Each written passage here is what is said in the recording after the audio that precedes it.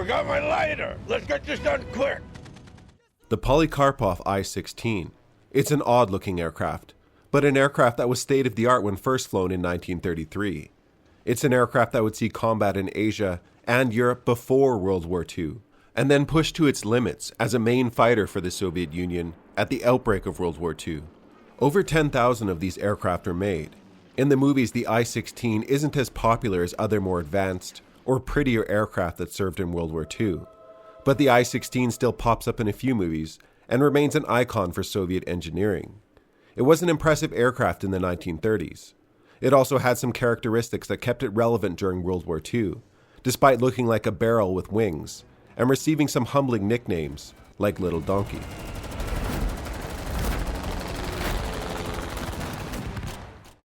The first prototype I-16, designated TSKB-12, emerged from State Aircraft Factory No. 39 at the end of December 1933. It had a VT marking inscribed on its red star. The VT indicated the aircraft was from an internal prison. The plane was a product of convict labor, which included one of the nation's most talented aeronautical engineers, Nikolai Polikarpov, who had previously designed successful biplanes. In 1927, dictator Joseph Stalin had demanded a superior Russian-designed, Russian-built fighter for the Air Force, and Polikarpov, amongst other engineers, didn't produce the goods. As such, in October of 1929, Polikarpov and much of his team were arrested on fabricated charges of sabotage and counter-revolutionary activities, after which he was sentenced to death. But many engineers like Polikarpov would have their sentences altered, as you can't really have technical industries without the educated.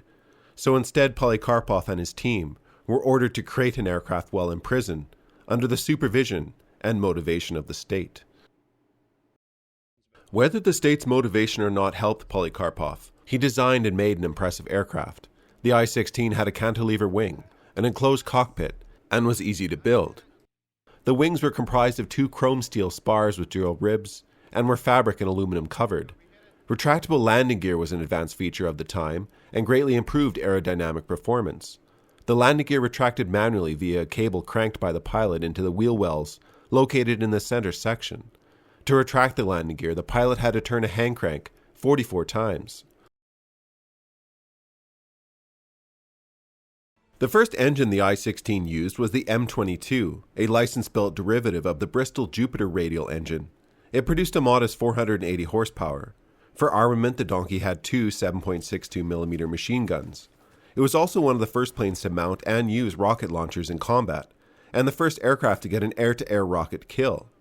Most luxurious for its time, the pilot had armor protection in the cockpit, which on top of being placed behind a robust radial engine, meant the pilot was well protected. Flight speed was excellent on introduction for the low-horsepower engine, at 223 miles per hour or 359 kilometers an hour. But the aircraft would very quickly upgrade to the M25 license-built Cyclone engine with 700 horsepower, making it in 1934 the world's lightest production fighter at 1,460 kilograms, as well as the world's fastest, able to reach speeds of 454 kilometers an hour or 282 miles per hour at altitude. Boys, fire at will. Open up!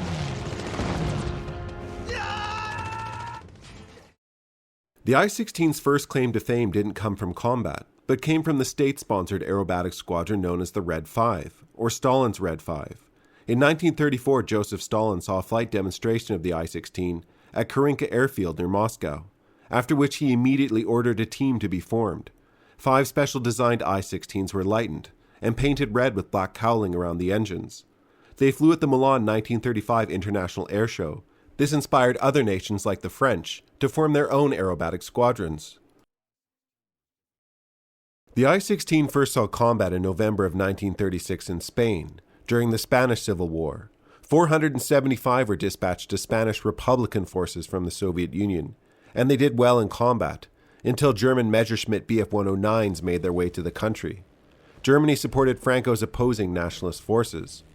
The war provided opportunities to identify weaknesses in the aircraft, such as only having 2 machine guns, but overall the I-16 had a good reputation with pilots during the war. The aircraft earned new nicknames in Spain, such as the Fly, as it was called by Republicans. The Nationalists called it the Rat. As the German-supported Nationalists received more and more Bf-109s and gained air superiority, loss ratio significantly increased for the I-16. In response, the Soviets upgraded the I-16, first with 1, then 2 additional machine guns, and a 750 horsepower engine, making it mildly competitive against the Bf-109B. When the war ended in April of 1939, 187 I-16s had been lost in Spain. In the late 1930s, the Soviets would supply 250 I-16s to the Chinese, who had been at war with the Japanese since 1937. The I-16s flown by the Chinese surprised the Japanese with their performance. Films such as Airstrike are low-quality productions, but do highlight how dependent the Chinese were on the aircraft for blunting Japanese bombing campaigns. The I-16s were a reasonable match for Japanese twin-engine bombers, particularly I-16s which were upgraded with cannon at the time. The Soviets further directly engaged the Japanese with some 500 I-16s along the Soviet-controlled Mongolian border at Khalkhin Gol in 1939. The Soviets would repulse the Japanese, but the I-16s were increasingly being outmatched by newer all-metal Japanese fighters.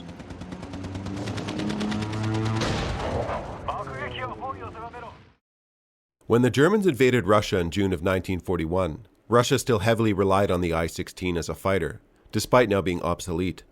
Numbers were not going to initially help the Soviets weather the coming offensive either, as upwards to 700 out of 1,635 available I-16s were destroyed while on the ground in the opening days of the invasion of the ill-prepared Soviet Union.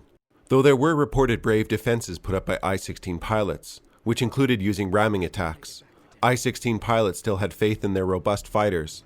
They were taught to hit the tail surfaces of enemy aircraft. In theory, the strength of the I-16 would allow a pilot grace to bail out afterwards.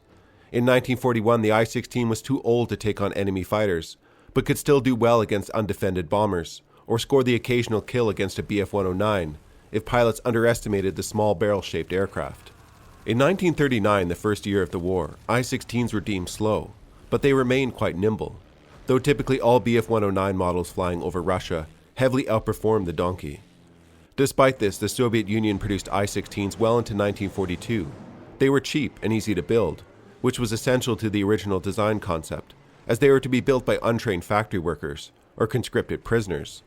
The aircraft also made a good trainer for pilots. The Soviets further wanted no breaks in production while they got their more advanced designs up to speed. I-16s would continue to be used throughout World War II, protecting Moscow during Germany's bombing campaign of the city, defending the Baltic Fleet, and most vitally the supply lines to Leningrad, under siege by the German army. The aircraft would also be used against the Finnish during the Winter War and Continuation War between Russia and Finland that took place in the greater backdrop of World War II. The Finns managed to capture 7 I-16s from the Soviets during the war. Today, the I-16 can be remembered as a plane that helped modernize the Soviet Air Force in the 1930s. They remain a well-loved aircraft in history with their stumpy looks and almost cartoonish charm. Sadly, there's only about a dozen of I-16s left in the world, though at least 6 are airworthy, rare enough that CGI will likely remain the aircraft's most common way to appear in the movies.